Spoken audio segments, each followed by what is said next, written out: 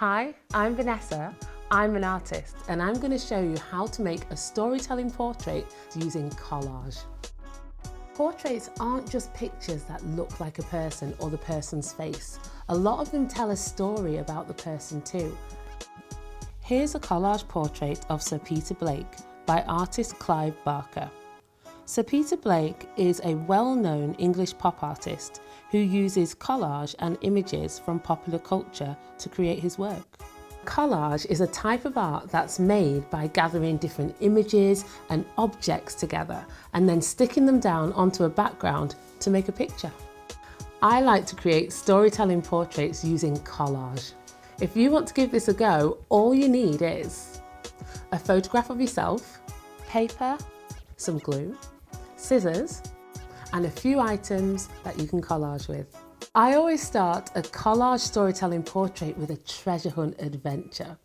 I go on a mission and I try and find lots of things like leaves, stamps, bottle tops, beads, tape, or different materials.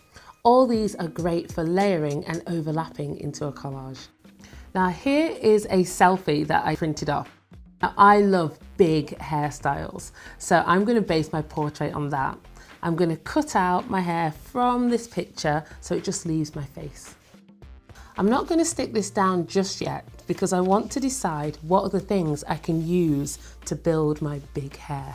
During my treasure hunt, I found some leaves. I also found this colourful fabric.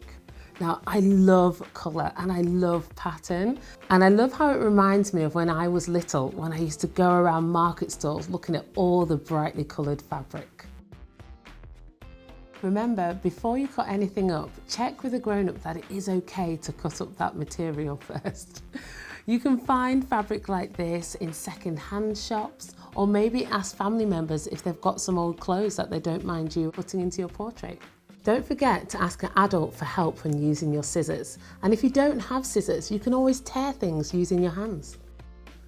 On my treasure hunt, I've collected everything I want to include in my collage. So my storytelling collage is all about food and pattern and colour and nature. Before you stick anything down, work out where you want it to go. And work out what story you want the collage to tell. There's no right or wrong way of doing this. It's all about your story. I think I'm happy with where everything is placed, but now comes the tricky bit, sticking it all down. A trick to do this is to glue the face on last. So I'm just going to move that out the way, hold it in place, and then put bits of glue under each section first. And that will keep things in place until I'm ready to finish it off. Don't worry if the materials do move around a little bit. Just take your time, try not to rush it. Real items, like these leaves, can be quite tricky to glue down, so you could always use some tape. It's good to give your artwork a shake to make sure that everything is in place and glued down. I'm happy that all of my hair is now in place, and now I'm going to add my face. I like to add one more piece on top of my face to help blend the edges between my forehead and my hair. And that's how I create a storytelling portrait using collage.